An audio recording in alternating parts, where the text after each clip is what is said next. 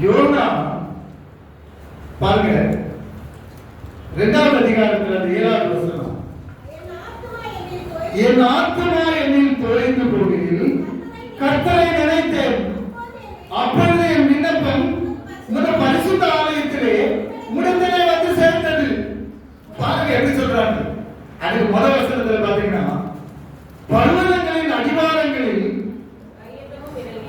பரியந்தமும் இறங்கினேன், பூமியின் தாழ்பால்கள் எந்தெடைக்கு என்னை அடைக்கிறதா இருந்தது. ஆனாலும் என் தேவனாகிய கர்த்தாவே, நீர் என் பிராணனை அழிவுக்கு தப்புவித்தீர். அதுக்கு மேல வசனத்தை வாசிக்கிறது, தண்ணீர்கள் பிராண பரியந்தம் என்னை நெருங்கினது, ஆழி என்னை சூழ்ந்தது, கடற்பாசியின் தலையை சுற்றி கொண்டது. சொல்றான், எல்லாம் அடைச்சிச்சு, பூமியை அடைச்சு போட்டுட்டான், ஒண்ணு பண்ண முடியல. அவனுக்கு பூமியின் தாழ்வாரங்கள்ல இருக்கிறான், கடல்ல ஆழத்துல இருக்கிறான்.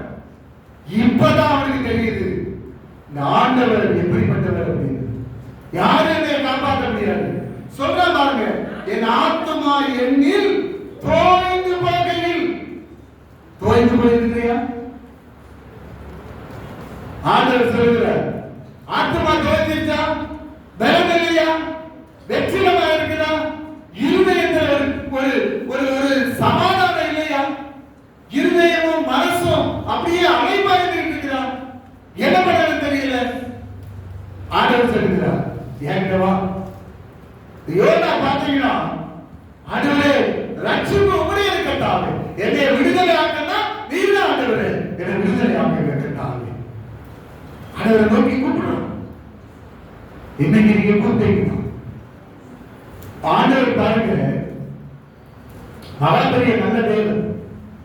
யோனா மேல ஆண்டவருக்கு ஒரு பெரிய தரிசனம் இருந்தது. இவன் நினைவே பட்டணத்துக்கு போகணும், அங்க போய் இவன் சுவிசேஷத்தை சொல்லணும்.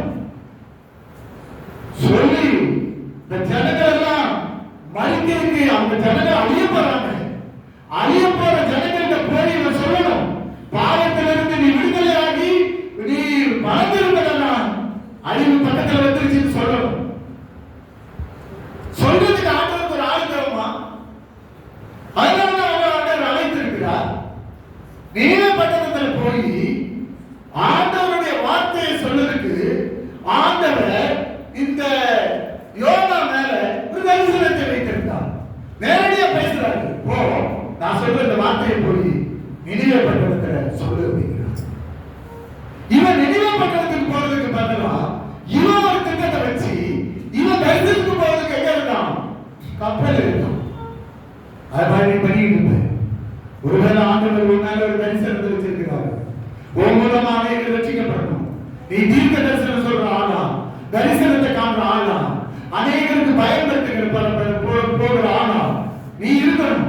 சபையில ஊழியக்காரங்களுக்கு, உன் கூட இருக்கிறவங்களுக்கு நீ பயன்படுகிற ஒரு தீர்க்க தரிசியா, ஒரு தரிசனத்தை காண்கிறவர்களா, தரிசனத்தை சொல்லுகிறவர்களா நீ ஆண்டவருடைய ஒருவேளை தெரிஞ்சிருக்கலாம். நீ அதெல்லாம் விட்டுட்டு நீ உட்காந்துட்டு போய் அதிக வேலையை செய்துக்கிட்டு நீ உன்னை நீயே இல்லாமல் ஆக்கிட்டு இருந்தேனா, நாளைக்கு ஆண்டவர் வரும்போது நீ கணக்கு கொடுக்க வேண்டும்.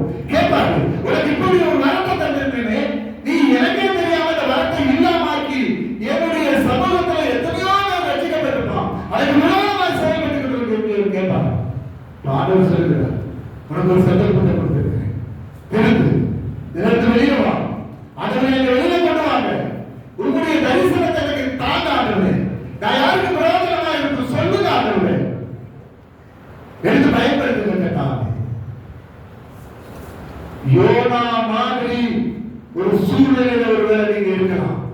இந்த யோனாவுக்கு அங்கிட்டு திரும்ப முடியாது, இங்கிட்டு திரும்ப முடியாது, மேலே வர முடியாது, கீழே போக முடியாது.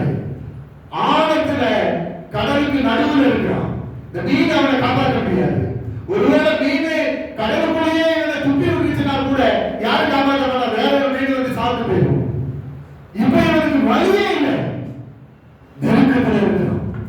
ஒருவேளை நீங்க யாருக்காவது அடிமையா, இல்லைன்னா ஏதாவது ஒரு காரியத்துக்கு அடிமையா, பிரயோஜனம் இல்லாம எங்கேயாவது சிக்கிட்டு இருக்கலாம், இல்லைன்னா யாராவது உங்களை அடிமைப்படுத்திக்கிட்டு இருக்கலாம், இல்லைன்னா யாராவது உங்களை இல்லாமல் ஆக்கி கொண்டிருக்கலாம், இல்ல ஏதாவது ஒரு காரியம் உங்களை முன்னேற விடாம தடுத்து நிறுத்தி கொண்டிருக்கலாம்.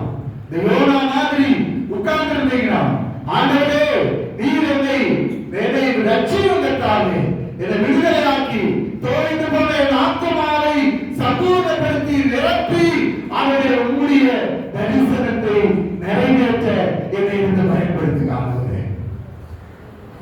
சாத்தத்தை கேட்ட உடனே கர்த்தர் இறங்கினார், மீனுக்கு கட்டளை கொடுத்தார். இவனை போய் அந்த நினிவே பட்டணத்தின் கரையில இவனை போட்டு வைத்தார். நினிவே பட்டணத்தின் கரையில அவனை போட்ட உடனே எந்திரிச்சு அவன் போய் ஜனங்கள் மத்தியில போய் பிரசங்கம் பண்ணினான். நீங்க பார்த்தீங்கன்னா ஒரு யோனாவுடைய பிரசங்கத்தை கேட்டு ராஜா கட்டளை கொடுக்கிறாங்க ஜனங்களுக்கெல்லாம். தேவனுடைய வார்த்தை வந்திருக்கு. எல்லாரும் உங்களுடைய எல்லா பாவத்தை விட்டு விலகி, அக்கிரமத்தை விட்டு விலகி, கோபத்தை விட்டு விலகி, தேவனுக்கு முன்பாக ரெட்டுடுத்தி கர்த்தருக்கு முன்பாக வணங்கி மனதிரும்பினா ரட்சிக்கப்படுவார். எல்லாரும் ரெட்டுடுத்தினான், எல்லாரும் உதாசம் இருந்தான், எல்லாரும் மனதிரும்பினான். நினிவே பட்டணமே ரட்சிக்கப்பட்டுச்சு. இவ்வளவு பெரிய ஒரு ரட்சிப்பை பிசாசானவன் தந்திரமாய் இந்த யோனா மூலமா நடக்க விடாம அவனை தடுத்து நிறுத்தினான். உங்க மூலமா ஆண்டவர் செய்ய போகிற ஒரு பெரிய காரியத்தை தடுத்து நிறுத்த சத்துரு உங்களை கட்டிக்கொண்டிருப்பான். இந்த யோனா மாதிரி இன்னைக்கு அதை உணர்ந்து, ஆண்டவரே கடற்பாசியின் கருத்தை சுற்றுகிறது, ஆண்டவரே நான் சாகிறதுக்கு முன்னாடி என்னை ரட்சியும், ஆண்டவரே என்னுடைய ஆத்மா தோற்று போயிட்டு, ஆண்டவரே யாரும் என்னை காப்பாற்ற முடியாது, கர்த்தாவே உம்முடைய சித்தத்தை நிறைவேற்ற என்னை காப்பாற்றி உம்முடைய தரிசனத்தை என் மூலமா நிறைவேற்றுங்க ஆண்டவரே. சொல்லணும், உங்க தரிசனம் உங்களுக்கு ஆண்டவர் வைத்திருக்கிற ஒரு திட்டத்தை நிறைவேற்ற விடாம பிசாசானவன் பல கவலைகளையும் பல பிரச்சனைகளையும் பல வேண்டாத காரியங்களையும் குறித்து கர்த்தர் உங்களை முடக்கி கொண்டிருப்பான். உங்க இருதயத்துக்குள்ளேயே நீ உதவாதவன், நீ முடியாதவனையாக, உன்னையால செய்ய முடியாது, உனக்கு என்ன தெரியும், நீ என்ன பெரிய படிச்சிருக்கிறியா, படித்தெல்லாம் உனக்கு உதவாது, நீ இதுக்கு தான் பிறந்திருக்கிற, நீ இந்த வேலைகளை செய்து பேசாம இருக்கணும், இல்லைன்னா உனக்கு உன்னையால முடியாதுன்னு சொல்லி உன்னைய வேண்டாத காரியங்களை சொல்லி ஒரு மனதை கெடுத்து ஒரு மனதை இல்லாமக்கி வச்சிருக்கலாம். ஆண்டவர் சொல்லுகிறார், அப்படி இல்லை, உன்னை நான் நோக்கத்தோட அழைச்சிருக்கிறேன், உனக்குள்ள பரிசுத்தாவியானவர் இருக்கிறார், உனக்கு ஒரு பெரிய அபிஷேகத்தை கொடுத்திருக்கிறேன். அந்த அபிஷேகம் வேலை பார்த்துச்சுன்னா யாரும் கண்டுராத பெரிய காரியத்தை, இந்த யோனாவுடைய சத்தத்தை கேட்டு ஒரு பெரிய பட்டணமே ரட்சிக்கப்பட்டுச்சு. ஓ சத்தத்தை கேட்டு இங்க இருக்கிற எத்தனையோ ஆளுகள் விடுதலை ஆவாங்க. மூலமா பெரிய காரியங்களை நான் செய்வேன் ஆண்டவர் சொல்கிறார்.